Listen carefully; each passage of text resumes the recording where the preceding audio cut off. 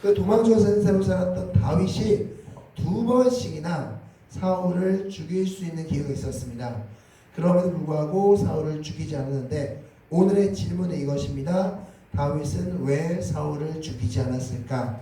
다윗은 두 번이나 왜 사울을 살려 주었을까에 대한 질문을 같이 말씀을 통해서 보도록 하겠습니다. 자, 사울을 살려주는 말씀은 사무엘상 24장 그리고 26장에 두 번 걸쳐서 나옵니다. 첫 번째 24장 말씀을 보면 24장 말씀의 장소는 엔게디 광야였습니다. 자, 이 엔게디 광야가 무슨 뜻이냐? 여기서 엔은 샘을 뜻하고 게디는 들염소를 뜻합니다. 그래서 엔게디라는 뜻은 들염소의 샘. 그래서 성경에서는 들염소 바위라고 기록되어 있습니다. 자, 이렇게 들염소 바위라는 곳인데, 자, 24장 2절 말씀 보면 다윗이 사람 3,000명을 거느리고 이 엔게디 바위, 엔게디 샘으로, 들염소의 샘으로 갔다라고 말씀해주고 있습니다. 자, 그럼 다윗이 이 엔게디에 들어가 있을 당시 이제 사울 일행이 그곳에 도착합니다. 사울이 그때 무엇을 했느냐? 바로 동굴로 들어갑니다. 저 동굴로 들어가서 발을 가리우는 행동을 합니다. 여기서 발을 가리운다는 게 무슨 뜻입니까? 바로 화장실, 대변을 본다는 것이죠. 용변을 본다는 것입니다. 자, 그래서 왜 발을 가리운다라고 성경 표현했을까요? 용변을 보는 행동을. 자, 그 이유가 있습니다. 요한복음 19장 23절 말씀 보면 예수님에서 고난받으실 때 예수님의 옷을 설명하는 장면이 나오는데 예수님의 옷이 위에서부터 통으로 짜진 옷이다라고 말씀하고 있습니다. 즉 우리처럼 위에와 아래가 분리된 것이 아니라 위에서부터 아래로까지 통으로 짜진 옷입니다. 자, 만약에 여러분들이 제 용변을 봅니다. 제 쭈그러 앉은 상태에서 용변을 볼 때, 자, 우리가 지금 같으면 바지만 내면 됐지만 그때는 위에서부터 아래까지 쭉 옷을 다 벗어야 되는 상황이었던 겁니다. 그러면 옷이 크기 때문에 발이 가리울 수밖에 없습니다. 예. 즉, 이 발이 가리운다는 뜻은 통으로 짠 옷을 입었기 때문에 옷이 끝까지 흘러내려서 발까지 흘러내려서 발을 가리울 수밖에 없는 상황. 이것을 이제 발을 가리운다 라고 표현할 수 있습니다. 자, 그렇게 발을 가리우고 있는데 그때 다윗이 그 장면을 목격합니다. 자, 3절 말씀 보면 그 동굴의 깊숙한 곳에 다윗과 3,000명의 사람이 그곳에 있었다라고 성경 말씀해주고 있습니다. 자, 다윗과 3,000명의 사람이 사울의 행동을 가만히 보고 있었습니다. 자, 그러고 나서 이렇게 이야기합니다. 다윗이요, 드디어 당신에게 때가 왔습니다. 기회가 찾아왔습니다. 지금 사울을 죽일 수 있는 기회이 오니 지금 빨리 사울을 해치십시오 라고 이야기합니다. 그러나 다윗은 그렇게 하지 않았습니다. 26장 6절 말씀으로 이렇게 표현하고 있죠. 여호와께서 금하신 것이다 라고 말씀하면서 무엇을 했습니까? 그 사울의 겉옷자락만 살짝 베었습니다. 그리고 조용히 그곳을 나왔던 것을 볼 수 있고, 또한 겉옷자락만 베었음에도 불구하고 다윗은 그 이후에 사울왕을 해했다는 그 자책감에 안타까워 정말 무서워하는 그런 다윗의 모습을 볼 수 있습니다. 자, 이렇게 첫 번째 사울을 죽일 수 있는 기회를 다윗은 막았습니다. 두 번째 기회가 찾아왔습니다. 사무엘상 26장 말씀인데 그 장소는 하길라산이라는 곳입니다. 하길라산. 이 하길라산이라는 것은 바로 사막 한가운데 수풀이 우거진 장소로서 사무엘상 23장 19절 말씀에 적혀 있습니다. 그 하길라산이라는 곳에 다윗이 먼저 들어와 있고, 그리고 나서 사울 일행이 뒤늦게 그곳에 합류하게 됩니다. 자, 그렇게 이제 하루가 지나고 이제 저녁이 되었습니다. 저녁이 되었는데 이제 다윗과 그의 일행이 정탐을 하고 있는 중에 보니까 사울과 그의 일행들이 다 잠을 청하고 있었습니다. 자, 그러자 이제 다윗이 자신의 군대 장관인 아비새에게 요청합니다.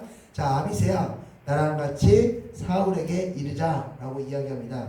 자, 그러고서 아비새와 함께 사울 곁에 갔습니다. 그러자 이제 아비새가 다윗에게 이렇게 이야기합니다. 아, 다윗이요, 저에게 허락하시면 제가 사울을 단번에 죽일 수 있습니다. 단번에 사울을 죽일 수 있게 저에게 기회를 주십시오 라고 이야기합니다. 그 이야기를 들은 다윗이 어떻게 이야기합니까? 동일하게 이야기합니다. 주의 종을 해하지 말라, 죽이지 말라 라고 이야기하면서 무엇을 했습니까? 그렇죠. 물병과 창만 가지고 나왔고 나중에 그 사실을 이제 사울에게 알려주게 됩니다. 자, 즉 다윗은 두 번이나 사울을 해할 수 있는 기회가 있었습니다. 두 번이나 다윗이 마음만 먹으면 사울을 해할 수 있는 기회가 있었는데 그 기회를 모두 스스로 그 기회를 잡지 않았습니다. 자, 그렇다면 우리가 질문해 봐야겠죠. 왜 다윗은 사울을 죽일 수 있는 두 번의 기회가 있었음에도 불구하고 죽이지 않았을까라는 것입니다. 그 이유가 바로 오늘 본문인 시편 105편 15절 말씀이 나옵니다. 우리 다 같이 한번 읽겠습니다. 시작. 이르시기를 나의 기름 부음 받은 자를 손대지 말며 나의 선지자들을 해하지 말라 하셨도다. 아멘. 자, 말씀하시기를, 하나님께서 오래전부터 말씀하시기를 무슨 말씀하셨냐? 나의 기름 부음 받은 자를 손대지 말라라고 말씀하셨다는 겁니다. 다윗은 이 말씀을 알고 있었고 다윗은 이 말씀대로 행한 것입니다. 이게 바로 하나님께서 다윗을 높이신 이유다라고 할 수 있습니다.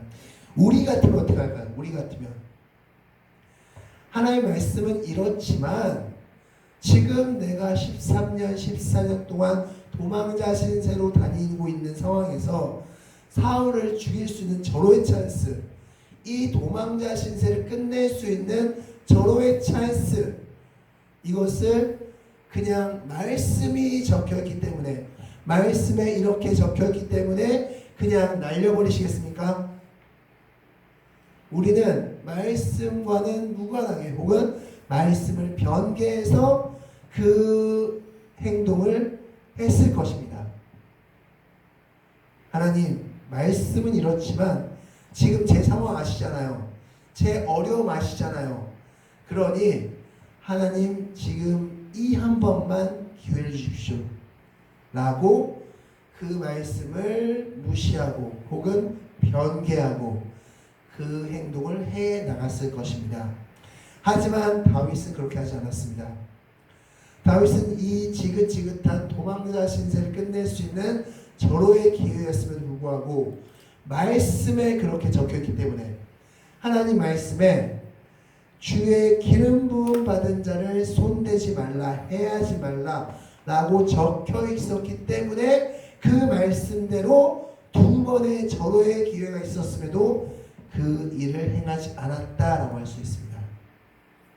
다윗은 이뿐만 아니라, 이때뿐만 아니라 다윗은 모든 순간순간마다 말씀에 적혀 있는 대로 행하는 삶을 살아왔다 라고 우리는 볼 수 있습니다. 대표적인 두 가지 경우를 말씀드리겠습니다. 첫 번째로 사무엘하 11장 말씀을 보면 바로 밧세바 사건이 나옵니다. 그 밧세바 사건에서 이제 밧세바가 이제 자기의 아내가 된 이후 10달 후에 임신해서 아이를 잉태하게 되죠. 그런데 사무엘상 11장 15절 말씀 보면 하나님께서 그 아이를 치심에 심히 알았다라고 말씀하고 있습니다. 다윗은 그 아이를 위해서 일주일 동안 금식하면서 기도합니다. 하지만 결국 일주일 만에 그 아이가 숨을 거두게 됩니다. 그때 다윗이 이렇게 이야기합니다. 사무엘상 12장 23절 말씀, 그는 내게 돌아오지 않을 것이고 우리가 그에게로 갈 것이다 라고 말씀합니다. 자, 다윗의 심정이라면, 여러분이 다윗의 심정이라면 어떻게 고백했을까요? 말씀은 분명히 한번 태어나고 나서 정한 길, 그 그 죽음의 길, 그리고 천국과 지옥으로 이루어지는 길, 그 말씀이 나와 있긴 하지만 어떻게 우리는 말했을까요? 다시 살아 돌아올 수 있다. 다시 살아 돌아올 수 있어. 하나님, 우리가 좀 더 기도하면 이 아이 다시 살아 돌아올 수 있을 거야 라고 이야기하지 않았을까요? 하지만 다윗은 한 번 말씀에 적혀 있고 한 번 하나님이 말씀하신 것이라면 그 상황이 어떻든 자신의 마음이 어떻든 자신의 상황과 생각이 어떻든 그 말씀에 순종하고 인정했던 사람이 다윗이라는 사람이었습니다. 아이가 다시 돌아올 수 있다고 고백하고도 싶고 그렇게 선포하고도 싶지만 말씀에 그렇지 않다고 이야기하고 있기 때문에 이 아이는 돌아오지 못하고 우리가 그 아이에게 간다 라고 말씀하고 있는 것입니다. 두 번째, 그는 법궤를 옮길 때도 역시 마찬가지로 말씀에 순종했던 사람입니다. 처음에 다윗은 법궤를 옮기는 방법을 몰랐습니다. 그래서 수레에 옮겼습니다. 새 수레, 아무도 이끌지 않고 아무도 끌지 않았던 새 수레, 그리고 새 소, 그렇게 해서 수레에 옮겼는데 그때 우사가 죽는 사건이 발생했고 그래서 오베데돔의 집에 석 달 동안 그 법궤를 모시고 있었습니다. 자, 그 석 달의 기간 동안 다윗은 이 법궤를 어떻게 옮겨야 되는지 연구했습니다. 그래서 말씀을 통해서 법궤는 레위인이 어깨에 메고 옮겨야 되는구나 라는 걸 알게 됐습니다. 자, 그럼에도 불구하고 다윗은 어떻게 할 수 있었습니까? 왕의 입장에서 왕의 권위로 아니 말씀은 이렇지만 내 방식대로 이 법궤를 옮기겠다 라고 하면서 더 좋은 금수레를 준비해서 법궤를 옮길 수도 있었고 다른 방식으로 법궤를 옮길 수도 있었을 것입니다. 그러나 그는 말씀에 적혀 있으면 이것이 맞다 라고 하면서 말씀에 적혀 있는 대로 그 법궤를 옮겼음을 볼 수 있습니다. 다윗은 모든 삶 가운데서 말씀에 적혀 있으면 그 말씀이 맞다라고 고백하면서 그 말씀대로 행했던 사람이 다윗이라는 사람이었습니다. 그것이 바로 하나님이 다윗을 높이신 이유입니다. 여러분께 질문 드리겠습니다. 여러분들은 말씀에 나와 있는 대로 삶을 살아오고 계십니까? 말씀이 그렇다라고 말하는 부분에 있어서 그 말씀대로 순종하고 계십니까? 아니면 내 상황이 이러니, 내 환경이 이러니, 지금 내 마음이 이러니 말씀을 잠시 제쳐두거나 말씀을 다르게 변개하여서 적용하고 계시진 않으십니까? 다윗은 한 번 말씀에 적혀있는 내용이라면 그 말씀대로 행했던 인물이 바로 다윗이라는 것을 기억하시기 바라겠고 그래서 하나님은 다윗을 높이 사용하셨습니다.